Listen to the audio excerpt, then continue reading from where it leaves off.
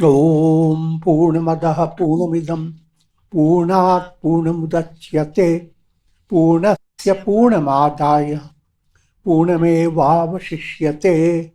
Om Shanti Shanti Shanti. Om Brahmanandam Param Sukhadam Kevalam Jnanamurtim Dvandvatitam Gagana Sadrisham Tattvamasyadi Lakshyam Ekam Nityam Vimalam Achalam Sarvadhi Sakshi Bhutam Bhavatitam Triguna Sadgurum Tam Namami. Om. Adoration Sadguru, who is Brahman, the giver of supreme bliss, embodiment of pure consciousness, one without a second, vast as the ether, infinite, eternal, beyond the three gunas and their modifications, the supreme preceptor. Yoga Vasistha Upashama Prakarana, section 74 continues, giving insight into the role of asanga, absolute detachment from the world, that puts an end to grief, in brief. Profound insight in the state of enlightenment is being presented to you. Established in the self, a sage, though afflicted and tortured in the world, is inwardly unaffected. Though seeing his body perish, he remains united with the imperishable self. This is the definition of success in life.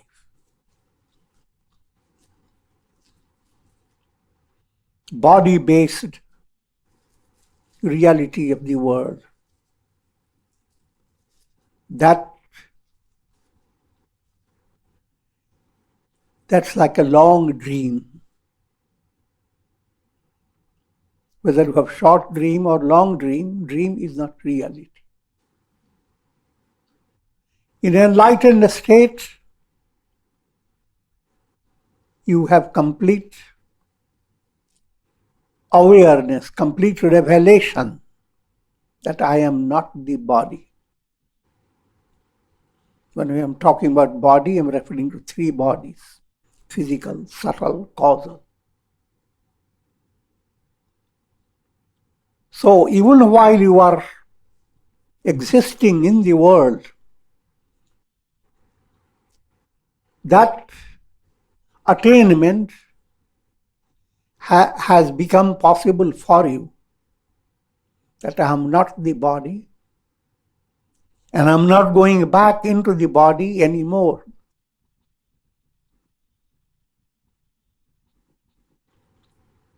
That state, that's called jivan mukti, liberation in life. And that's the goal of every soul. What is important to understand is that every spiritual seeker looks for a quick resolution to worldly problems. But shocking news, worldly problems will never go away, because they relate to the world of your dream. As long as the dream continues, you can have a state of awareness. Suppose you are dreaming and at the same time you are aware it is a dream. Being aware it is a dream makes the dream like a leela, like a sport. No matter how things happen in the dream, gaining, losing, that's called sport. You gain it, still you are in the sport. Lose it, still fun. That's why you go into a sport. I'm not talking about sport.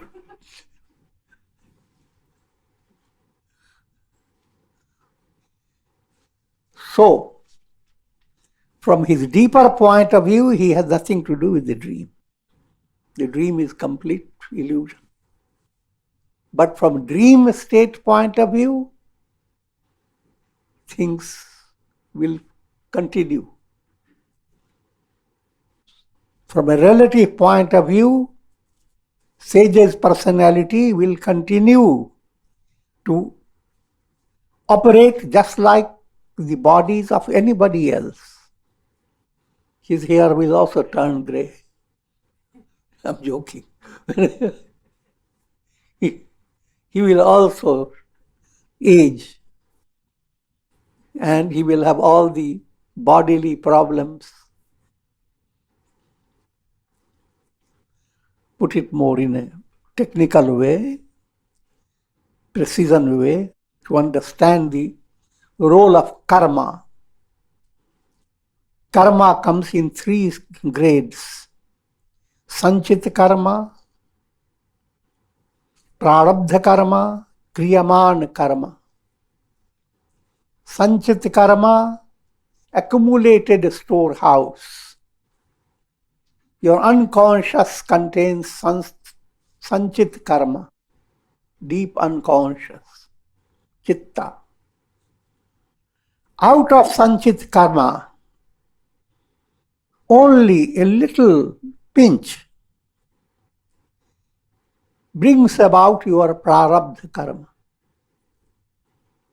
So you are not experiencing all the karmas that are still waiting.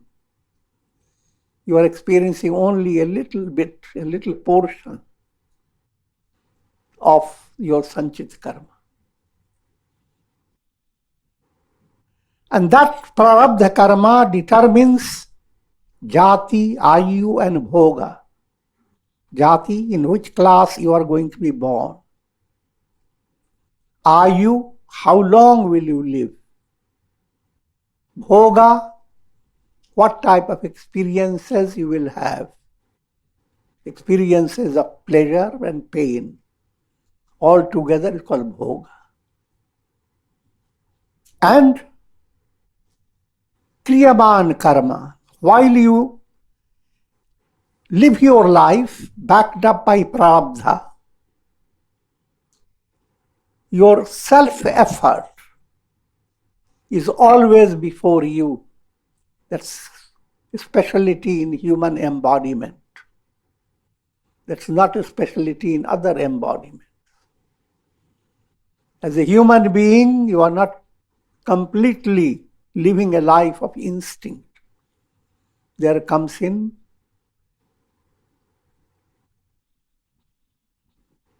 the opportunity for self-effort.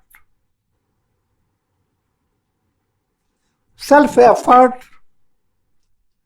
can modify your previous, from Sanchit Karma, from Prarabdha Karma, certain karmas, say for example, karma for putting you in suffering for say a month, 2 or even 6 years.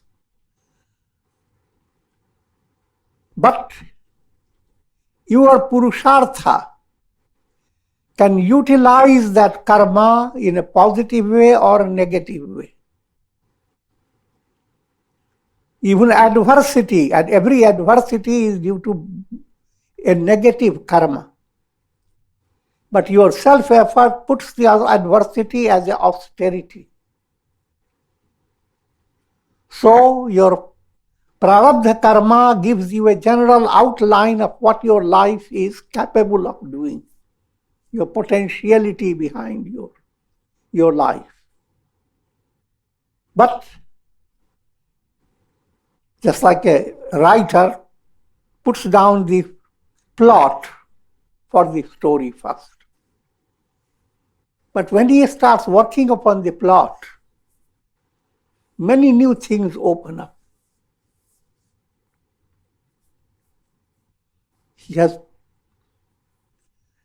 He planned for writing a pathetic book, but he ends up making it a comedy.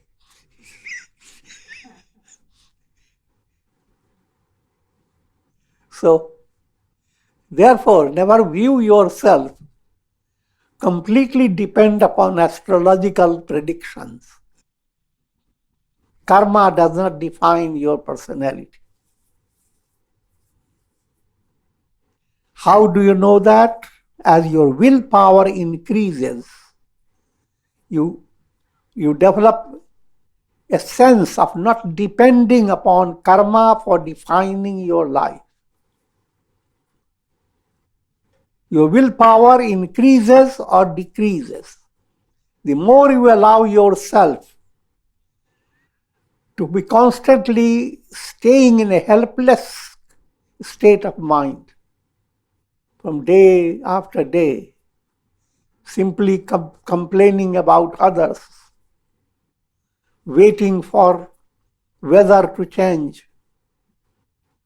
In other words, how do you think the mentation that works in a profound way in shaping your destiny? Without going into too much detail, first let me give you the outline. So, as Prarabdha Karma begins to operate, your willpower, your Purushartha, works upon your Prarabdha, as I have already explained, at the same time creates new karmas. The new karma that you are creating is called Kriyaman Karma. Another term is used, Agami Karma. The karma that will shape your future. This continues with every individual. So, Sanchita Karma, Prarabdha Karma, Kriyaman Karma. They continue from life to life. And there is no end to it. Mathematically, it's in infinite measure. You cannot exhaust. You go on creating it, and the new karma you have created, the fruits of karma, some fruits will come right in this life. Some fruits of your present karma will wait for next embodiment. Why? There is a whole science behind it. Because many karmas are lined up. They are waiting in line. And depending upon the state of your willpower, if your willpower is strong, you allow the negative karma to wait longer and let the positive karma from the past come forward. So that happens. And the new karma that you have created, that's what I'm saying, part you are experiencing in this life, and part of it coming in coming embodiments. Some karma may be worked out in next embodiment. Some of your karma may need many more embodiments. So that these 3 points go on endlessly in every individual. Sanchita, Prarabdha, Kriyaman. In the case of a sage, now a big change has occurred. His Sanchita has become negated. Consider Sanchita is a collection of film negatives. It's old style filming. Once the film negative faces light, it's finished. It won't operate. So once light of wisdom has illumined your chitta, the unconscious, all the sanchita karmas burn up. they become negated, effaced. But your prarabdha, as long as you are living, your prarabdha that is already in motion, that continues without creating new karmas. And kriyaman karma that sage is doing, that will not create new karmas. They are only like flower wafting fragrance. The new karmas he is creating, behind that, a sage does not have the illusion, I am the doer.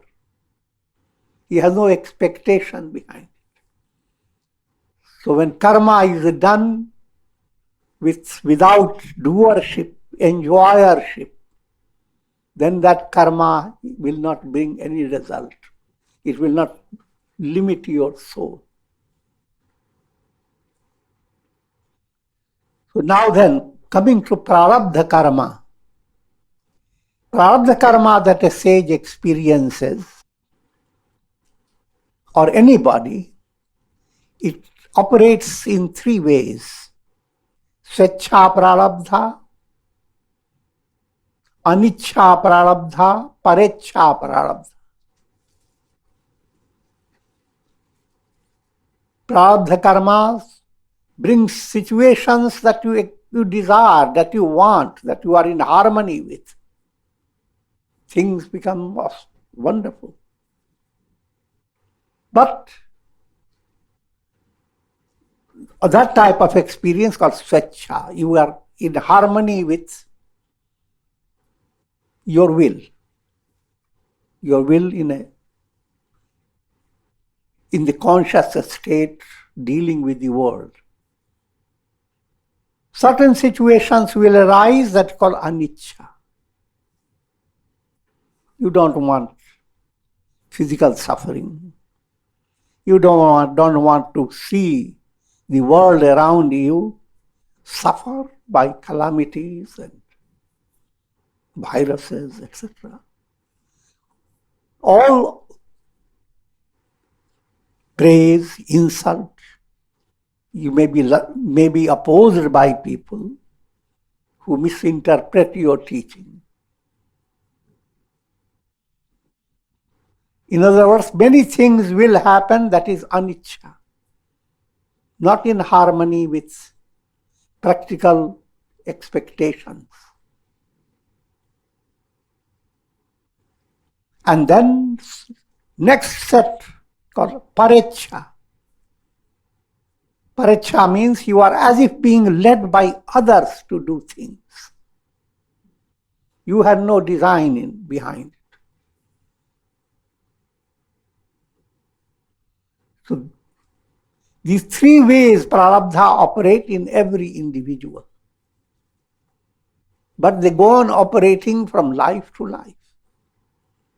In a sage, these three ways, operation of prarabdha continues in his as long as he lives.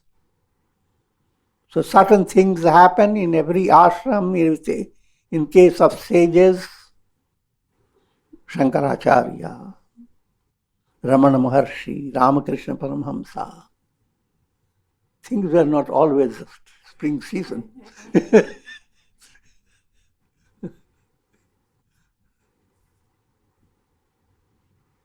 They faced all these situations, positive, negative, led by prarabdha.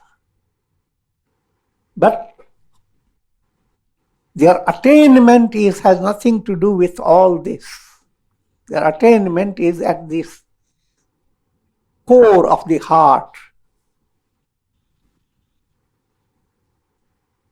Cinema show creates all types of situations. But the core of the heart of the cinema show is the screen. The screen is absolutely untouched. That screen is your I am. Aham Brahmasmi. That Aham Brahmasmi is not touched. not tainted. So whatever his condition, he is ever unaffected by sorrow, pleasure or pain. Outwardly he may appear, but at his deeper level, he is untouched, unaffected. Another point have to be understood, that lives of sages become exemplary for the masses. If the life of a sage was just one type, the moment he attained enlightenment, everything was wonderful. He was 95 and he became 18-year-old.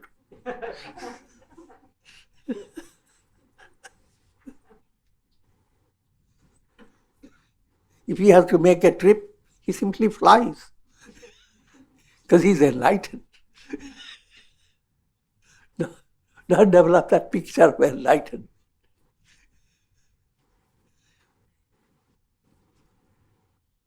If that is so, who will be inspired by it? Dull-wit minds.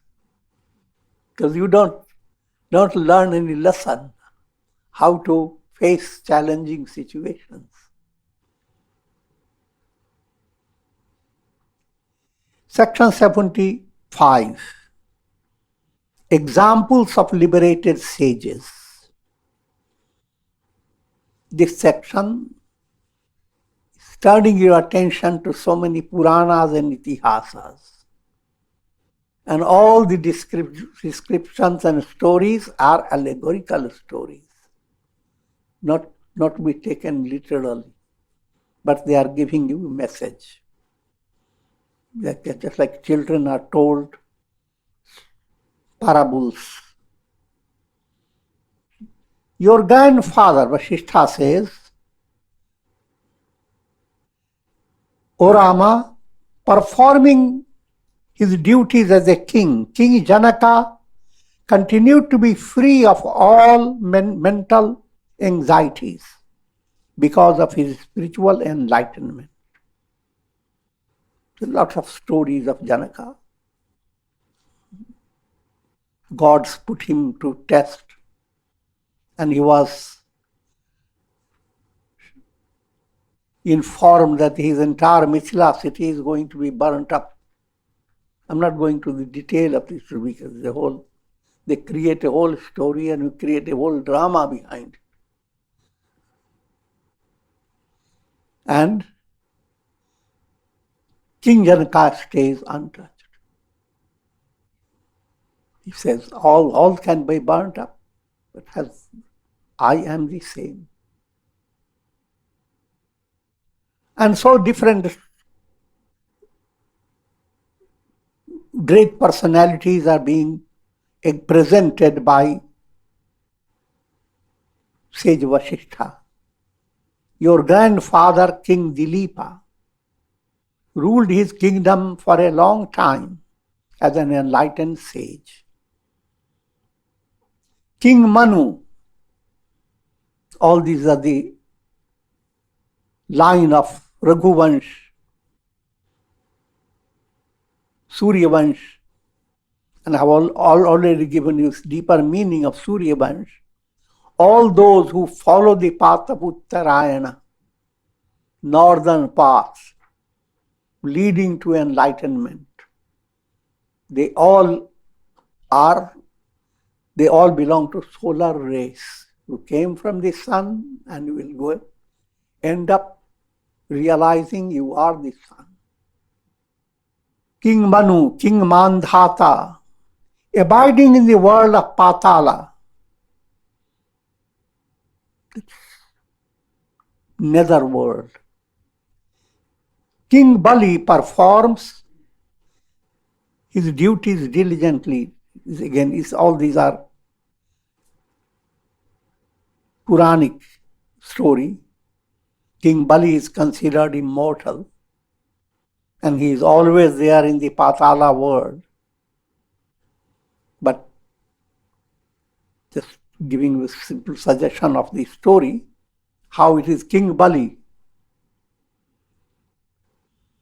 who develops such vanity that he controlled all the worlds. And Lord Vishnu took up the task of humbling him. Then Bali had the apparent virtue of being very charitable. Sometimes terrible ego tries to be recognized as terribly virtuous. And Lord Vishnu took advantage of this, his being charitable nature. Lord Vishnu appeared before him in the form of a dwarf and seeking charity from Bali. And Bali asked, how much, what can I give you? I will give you, because I have taken a pledge to fulfill anyone who asks for anything. And the dwarf says, if that is so, are you sure? Yes. Give me 3 steps, land measured by my 3 steps. And Bali feels insulted.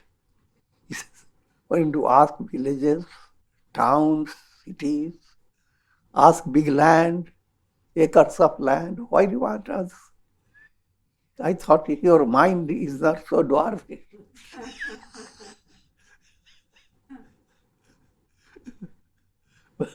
But Vishnu as a dwarf persisted. And then Bali said, all right, given, measure.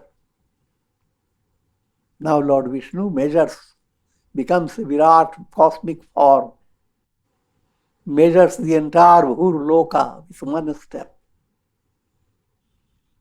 Bhuvar and Swarloka with next step. And he said, Bali's 3rd step is still there. Now Bali recognizes. Humility enters his heart. He says, put the 3rd step on my head. Bows down. So this type of divine stories you find all over the Puranas and Itihasas. It's not to be taken literally. You don't see things like that. But you receive a moral lesson from the story. So, keeping that in view, many other names are there, and I'm not going into those stories. King Namuchi, though a demon by birth, had attained enlightenment. He maintained his mental placidity even during great wars he had to wage against the gods. King Prahlad, the story of Prahlad is very popular. Hiranyakashipu, very demoniac king, and Prahlad, his son, was a great devotee of Lord Vishnu, devotee of God. And Hiranyakashipu realized, when he realized that his son was devotee of God, his demoniac mind wanted to stop his son from being the devotee. He put Prahlad to task in many ways, in the most terrible ways, drowning him in the ocean, being trodden up by elephants, and countless ways he did. Ultimately, his sister Holika, who was immune to fire, held Prahlad in her arms and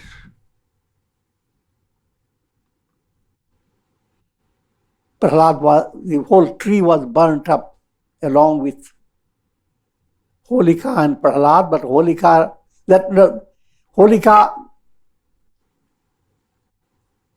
was the plan of the demon Hiranyakashipu to see Prahlad burnt up, knowing that Holika will not be affected. That was rather Holika's plan. But something amazing happened. Holika was burnt up and Prahlad remained intact. All these subtle meanings we have given to you in previous talks. And you must realize it is that this particular event has gone viral, international, holy days, holy hai, His Holiness, all relate to this type of mystic episode. And that Hiranyakashipu was ultimately killed by divine incarnation, Narasingha, man lion. Among gods, Brihaspati, preceptor of gods, is ever established in his self. Shukracharya is ever enlightened, but he continues to perform his duty as preceptor of the demon race. Several other examples are given, and even in describing Lord Shiva, though he destroys and do amazing things, but he is ever established in absolute self. Narada, Vishwamitra. O Rama, after enlightenment, one is never born again. It is only when the self is not realized that one continues to take on embodiments in this world. This is the highlight of attaining self-realization. One is not born again, reminding you of the statement made by Kunti in Srimad Bhagavad Puran. She seeks the boon from Krishna. Krishna came to her after Yudhishthira became king, that now all troubles have ended and I am departing to Dwaraka, Krishna said. And Kunti gave a special response to him. Vipadah santu nah shashvat tatra jagad guru bhavato darshanam yatsya apunar bhava darshanam. O Krishna, you constantly sent troubles to me, and that made me come to you closer and closer. O Guru of the whole world, don't stop doing that.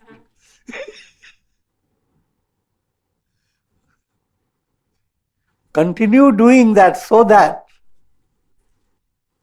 apunarbhava darshanam, I will not see the cycle of birth and death anymore. Termination of the cycle of birth and death. That is the goal. And that's all the best prayers are directed towards that goal. And often happy situations don't lead one to prayer. Adverse situations allow you to come to prayer. And if you have come to the grip of prayer, that becomes a great opportunity, a great privilege for you to move towards ending up the real virus. Death, cycle of birth and death. cycle of birth and death is real. Bhaya ras. Bhaya is fear. And you are dominated by fear in every embodiment. So it is a terrible virus. And big troubles come in your life, they turn your mind ultimately. When you begin to realize all big powers, they can't help it. Ultimately, your heart gives you this suggestion, your mind begins to turn deeper.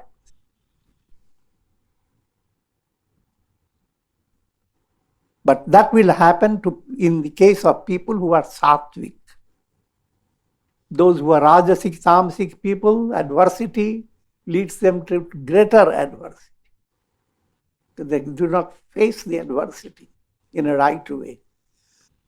Endowed with viveka and vairagya, sages see no difference between a clod of earth and a piece of gold. They are established in equal vision. Just an example, an allegorical statement for easy understanding. Human mind is always recognizing a great value in gold and go after gold. And this is illustrated in Ramayana. Rama goes after the golden deer. The deer didn't have the gold. Sita would have asked Rama to go after it. I'm joking a little bit.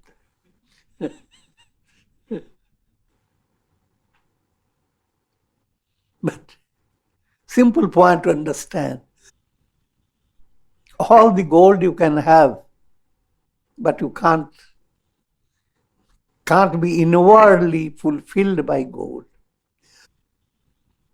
You can have all the gold, but if you are suffering from a terrible disease, all the gold will do nothing. If that's not enough, after death you are not carrying any penny of that gold, any particle of that gold. So therefore, while living, your mind must not be fascinated. You can utilize objects. In that area, you are perfectly use your practical reality. But in the area of your heart, you shouldn't become so fascinated that I should be wealthy and I should then go on living long and long to see the wealth multiply. All worldly values are just nothing, straw. When the spirit in man becomes absolutely detached from the objects of the world, it enjoys liberation. When you come to that state of internal detachment, things will happen that bring a sense of gain, loss, adversity, prosperity. Things will continue to happen. But you look in your heart and you are not shaken. Look into your eyes, that may be shaken. But in your heart level, you completely enlightened. And so, living daily life, internally you are attached, so attached that it's just like the sky is detached. Internally you are detached. You are attached to God realization, but completely detached from the world. Like the sky is detached from the clouds, no matter how the clouds appear.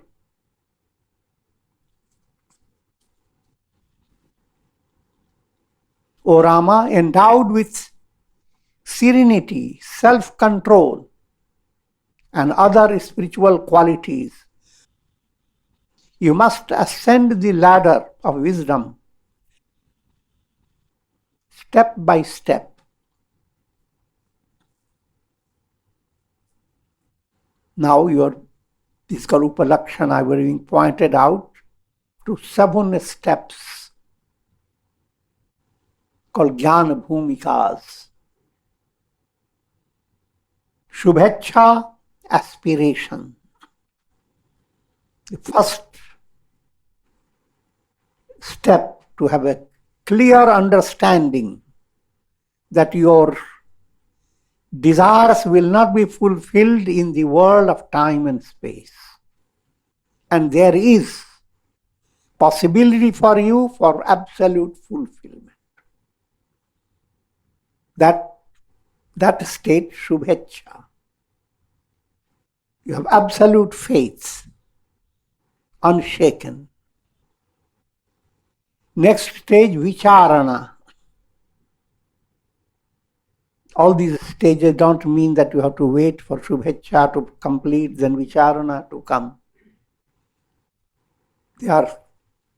These are abstract qualities. You will have certain degree of Shubhecha, certain degree of Vicharana, certain degree of others. And that will continue. But let me give you the stages. First Shubhecha, next Vicharana. Third, Tanu Manasi. When impressions of Raga Dvesha collect in your mind, your mind gains a kind of obesity. The more likes, more dislikes, your mind is obese, very fat.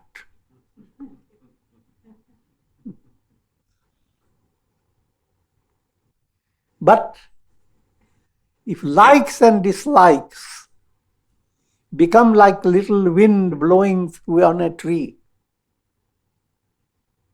life will always present situations of likes and dislikes. Shaking a little is perfectly normal, rather healthy. That shaking allows you to be focused on the root. Your root movement becomes firmer by allowing yourself to be flexible. But if you are not flexible, every situation of dislike gives you a slap and creates sore in your cheek. Now you have to heal it. I'm just trying to make up some story behind it.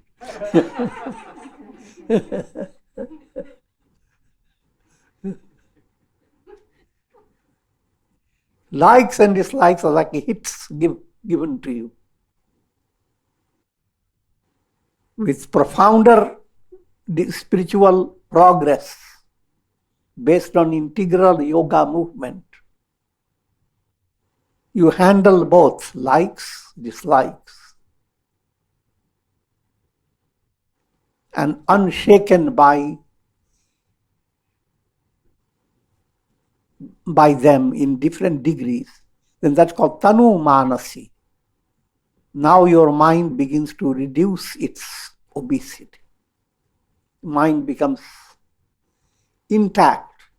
Even in adversity, your mind can think. In prosperity, your mind can still follow the reason. Therefore, then prosperity will utilize in enriching yourself for spiritual progress. Adversity also will utilize, turning it into austerity. Deep down, you have no grudge against adversity or prosperity. They continue to occur in your life, led by your Prarabdha. Fourth step is called satwa patti. Satwa in you begins to dominate over your nature. If satwa does not dominate, then lower self is benefited by malin satwa, satwa that is submissive to rajas and tamas. Each time little satwa develops and you begin to intensify rajas and tamas within yourself. A little satwa, you are intensifying your egoism, your vanity, your hypocrisy. This point is brought out in the Ramayana through personality of Vibhishana. As long as he was obedient to Ravana and Kumbhakarna, he was playing the role of malin sattva, impure sattva. But when he was kicked by Ravana and he came to Rama, now he began to play a different role. His coming to Rama enabled Rama's project to be completed. Your soul's project is attaining enlightenment. Soul is your potential Rama. Satwa in you must not be subservient to rajas and tamas.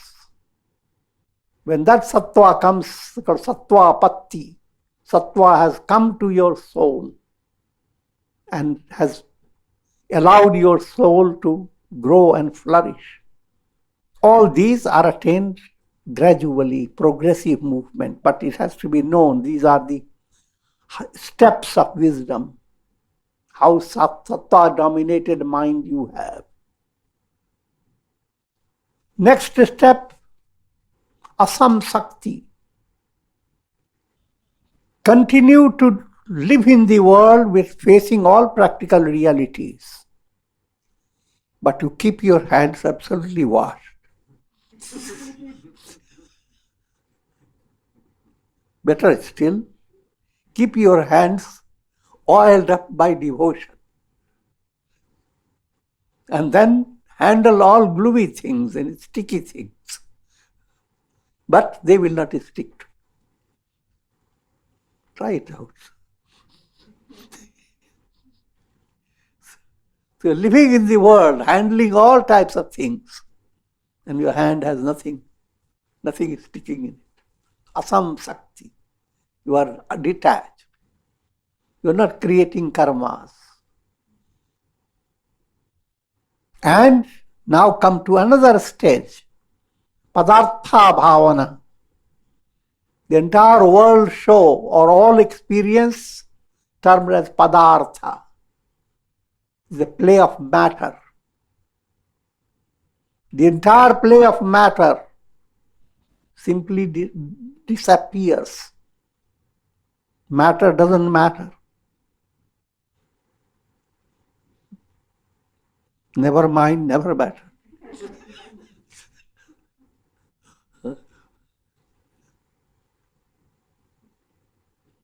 When you have come to that state, called Padartha Bhavana, there is no world that presents any hurdle for your inner fulfillment. And you are always fulfilled. You are Brahman. It's compared to, for easy understanding, sleep. In deep sleep, all things simply move away. And you are not missing anything. Seventh is Turiya, transcendental. Which now all this time we have been describing every step by various palabras. Now all palabras, all words go beyond. You are sunk in the ocean of silence. All melodies has turned into melody of eternity. figure that out. With this we conclude. And prayer for may all be free of the real virus of death, mortality. Mortality is a real virus. And for that, medicine is these scriptures. Satsanga is your medicine. Om Triambakam Yajamahe Sugandhim Pushti Vardhanam Urvarukma Bandhanan Mrityor Mukshiyama Mritat. Om Triambakam Yajamahe Sugandhim Pushti Vardhanam Urvarukma Bandhanan Mrityor Mukshiyama Mritat. Om Sarve Bhavantu Sukhina Sarve Santu Niramaya Sarve Bhadrani Pashyantu Ma Kashchid Dukha Bhag Bhavet. Om Shanti Shanti Shanti.